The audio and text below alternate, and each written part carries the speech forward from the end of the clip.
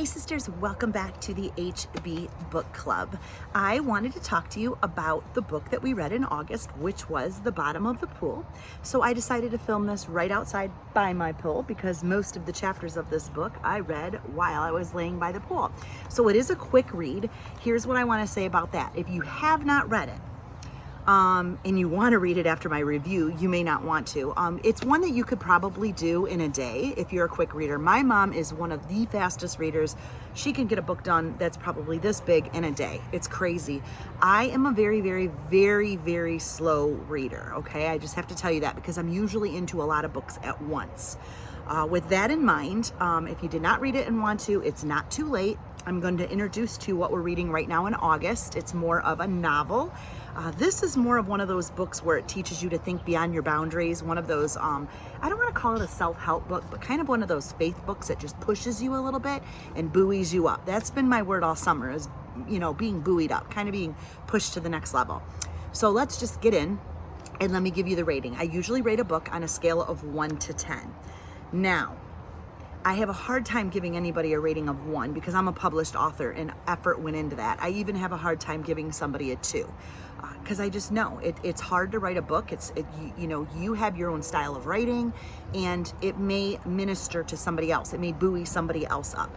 Now, to be honest, I rated this a 3, okay? This is probably one of the books that I have liked least. It's the least on my list for all of our 2020 books. And we have a lot of books that we're reading.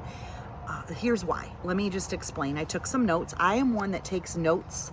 I like to keep my books. I like to keep them on a shelf. I'm not one that likes to do audio.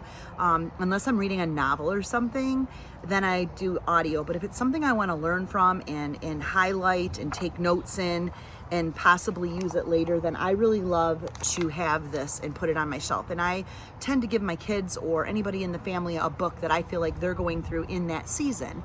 So with that in mind, here's why I rated it a 3. Number 1, I felt, and there were no consistency in the chapters. Honestly, I felt like I was zigzagging through his stories or whatever was popping up in his mind for that chapter that reminded him of the concept of thinking beyond your boundaries. So really, he could have tidied this all up in one chapter and it just kind of felt like it was going on and on with no consistency. I really got the vibe of the whole thing in the first game that was played, which was the dolphin game. I'll talk to you about that in a second because that just seemed to keep coming up.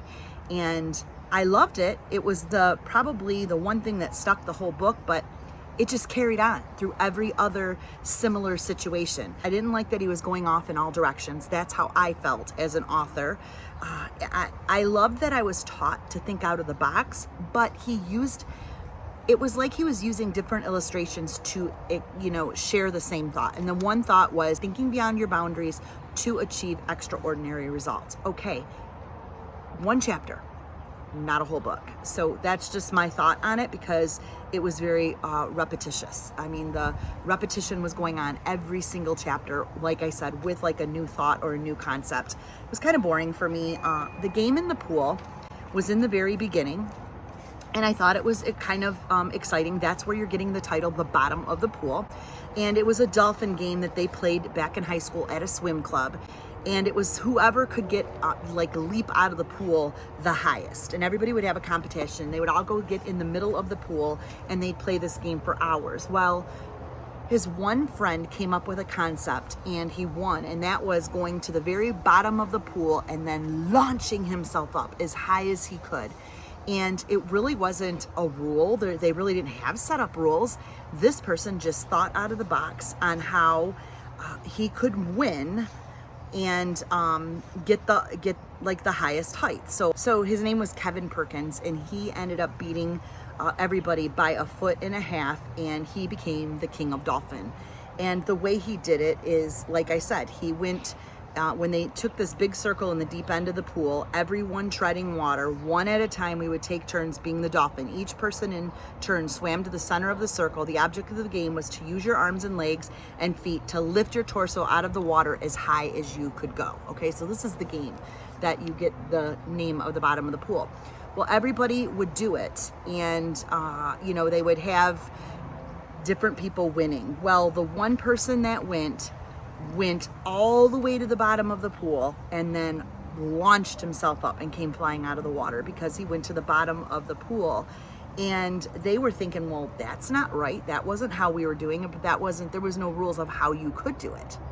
So he thought out of the box and he did it in a new way. And sometimes we need to do things like that in life. We need to get over the way we're constantly doing things and start with a new way. So that was like the main plot of the book. So with that game in mind, you're going to understand that there's a couple things here, that you take a deep breath, and this book's going to help you explain why forgetting what you think you know is necessarily part of the journey. You have to think out of the box. And that, again, was repetitive.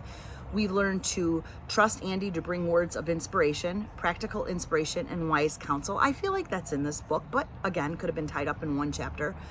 And he talks about, the astonishing results of one game, one change in the way that you did it. The beginning of the book has a lot of people just writing in and giving praise at what the book did and how much it allowed their company to grow or them to grow. And there were so many. I kind of felt like, do you need to, fill the first 5 pages of your book with what people are making because they learned this concept? Okay, it's okay, but I'm just saying, let me read the book.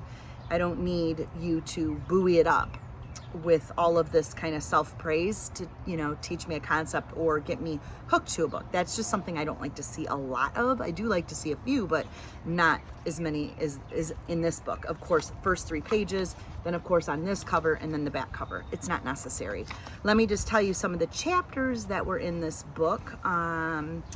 So you were taught in here, the glimmer of understanding, in mind has wings, before we continue, thinking beyond what is true, imagining a sense of humor.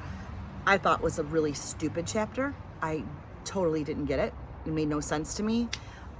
Your secret benchmark, beyond the box, please. How could I have missed it? Imagining beyond imagination. I mean, even the chapters are redundant. A salty details, discovering the truth about myself, not even a full turn, competing in deep water, the invisible, uncontestable edge, money in garbage, a smart man and a wise one, connecting the dots and reaching the promised land. So, I mean, the chapters really didn't even go along with what you were learning. So like I said, it was not valuable to me. I really walked away with going, okay, I could definitely invent something new in the way that I'm doing it and take a risk. And I would probably come up with a different way of explaining it, but maybe that was his God wink. Maybe that was his way of, learning something incredible and teaching. So again, I feel so bad that I have nothing positive to say about the book, but that is what a book review is about. However, here's something positive. I love Andy Andrews, and we're reading like 3 of his books this whole year, and they're awesome. This book was just, I felt like he just had to throw something together to make some money. All right, with that in mind, sorry guys. With that in mind, I am still reading God Winks. Okay, I think this was on our calendar for June, I believe. But it's one of those books that you just want to pick up and read every single day and just take some pages. And it's a little story of somebody that it's experienced a God wink in their life. So if you haven't read this yet and you're feeling like you missed it, still pick it up and couple it with this month's book and all the rest of the months that we have. So if you do not have this, don't feel like you're missing out yet in 2020. Grab this book. All right, now what book are we reading right now? All right, in our book, ladies, for August is Judy Blume, Summer Sisters. Now, I chose this book because I was excited that she came out with an adult book. I loved Are You There, God? It's Me, Margaret, the book I read when I was a teenager, I think around the time that I started my period. And my husband even saw this yesterday going, honey, aren't those teenage books? It's Judy Blume. Like, he remembered Judy Blume. I said yes, but she came out with novels now for adults. They're supposed to be amazing. This is a warm summer breeze story that says it's going to have you laughing and crying all on the same page. She needs to know why her best friend, her summer sister, still has the power to break her heart. And she goes on and talks about love between 2 lifelong female friends. And I think that's so special. So I'm excited to read it. I'm excited to get lost in a book. Sometimes getting lost in a novel is really helpful instead of always trying to study something. Now, over on my HB Ministry page, which I do HB Ministry Bible studies, devotionals, we're reading and studying every day. This kind of takes you away from everything. It takes you out of what the crazy stuff that's going on in the world today and helps you get lost in some characters and a story. And if you can smile and laugh and get lost in another world, hey, I think that's awesome. I love books like that. So I just started it. I'm only a chapter in and I'm following along nice. And I know it's usually that second or third chapter where you just get lost. I want to be able to just constantly pick this up where I can't put it down. And that's the review that I want to bring you. So let me know in the comments below if you're reading this. Remember, read God Winks along with it. Just pick it up and have God Winks with a cup of tea in the morning or coffee, whatever, and read a couple pages of that and then save this for the evening. So I love to just kind of end my evening here by the pool and I will read a couple chapters. Again, I'm a slow reader. So my mom would have this done. So wherever, tell me again in the comments, are you a slow reader or are you a fast reader? I would love to know. So that's it for now. I'm sorry my review for The Bottom of the Pool was so, but I didn't like it. And honestly, I don't even know. Like if I was to ask you some things that really stood out to me, I don't know.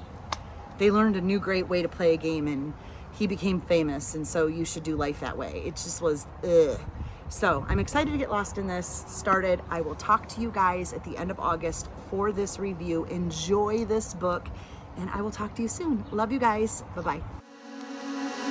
Why don't we say that it's too late for us now? Why do we stay?